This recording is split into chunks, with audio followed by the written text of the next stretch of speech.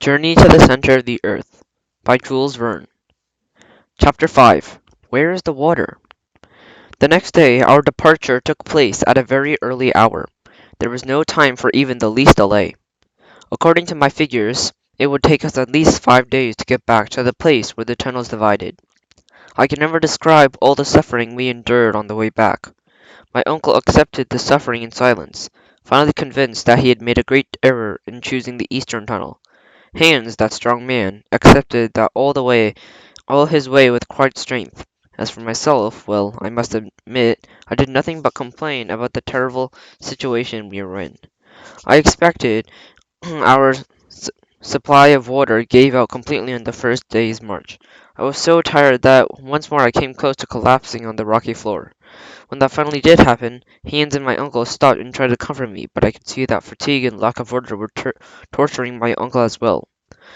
After a time, I moved along without thinking or feeling. I remember nothing of this period except that it was like a horrible nightmare.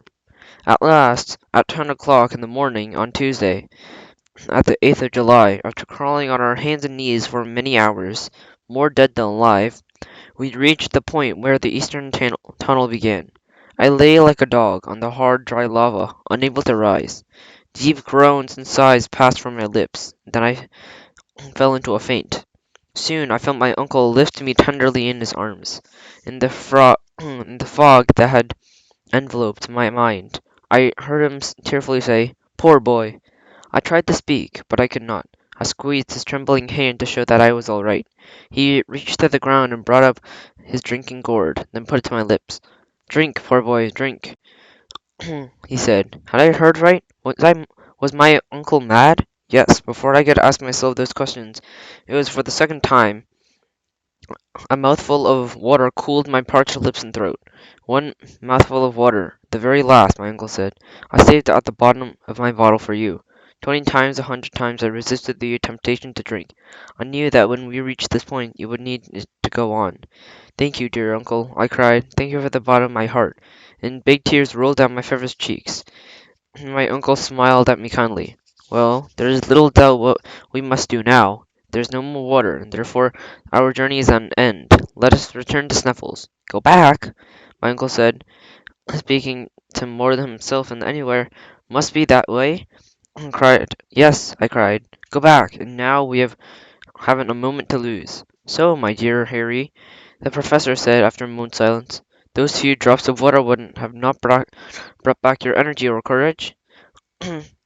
I couldn't believe what I was hearing. Aren't you discouraged, sir? I asked. What?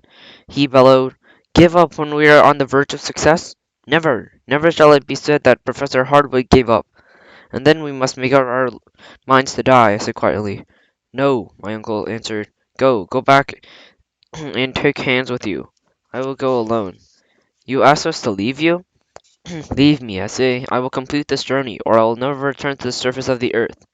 Go, now. I couldn't believe what my uncle was saying, and I went to Hans, who sat quietly watching the scene between my uncle and myself. I caught his hand in mine, but I never moved a muscle. I pointed the way up, and the way to the summit of Mount Cephals. The Icelander gently shook his head, and pointed to my uncle. Master, he said quietly. The master is a madman, I cried. We must drag him with us. Do you hear me? Although I tugged furiously at his arm, Hans did not move an inch. Then my uncle spoke, quietly yet firmly enough to get my instant attention. My good Harry, be calm, he said. Listen to what I have to say to you. I sat back then, folded my arms, and looked my uncle squarely in the eye. The lack of water is the sole obstacle to the success of our journey, he said. In all our travels we have found no. However, while you were unconscious, I explored the entrances to the other three tunnels, and found that one goes directly downwards into the bowels of the earth. If we follow that one, it'll take us directly to the layer of the rock, and guaranteed to have springs to the layer of the rock. We shall have all the water we need in a few hours. I said nothing.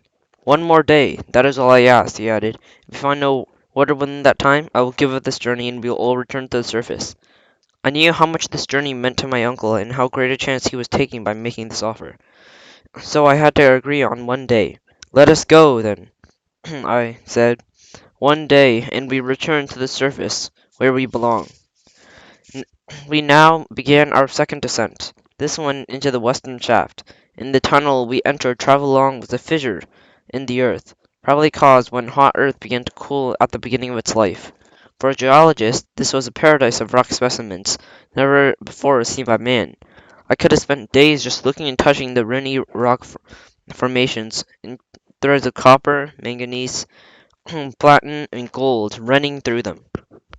It was now 8 o'clock, and we had still not found any water. The suffering I had endured were horrible, and my ears were alert to catch any sounds of a spring. I listened and listened, but never heard a drop. Suddenly, a deadly faint came over me. My legs refused to support me any longer. My eyes could not see. I gave one despairing cry and began to fall downwards. "Help! Help! I'm dying!" I cried. Just before my eyes closed, I saw my uncle standing over me, his face tortured with pain and sorrow. "It's all over." And when I opened my eyes again, I saw my uncle and high hands lying near me, wrapping in their sleeping robes. Were they asleep or dead? I could not think of sleeping. All I could think that miles and miles in the earth's crust above me, weighing on me like some giant cloak, crushing me in my granite bed. I lay there for hours. My silence was like a tomb. Suddenly, a movement caught my eye. Hans was moving away from our camp with a lamp in his hands. "Hans is leaving!" I cried. "Hans, if you're a man, come back." Then I realized that those words were only spoken to myself. I am immediately ashamed of my suspicions. Hans was going down deeper in the tunnel, not up. He must have been searching for water that would have saved us. Had he, in the silence of earth, heard the sound of a spring?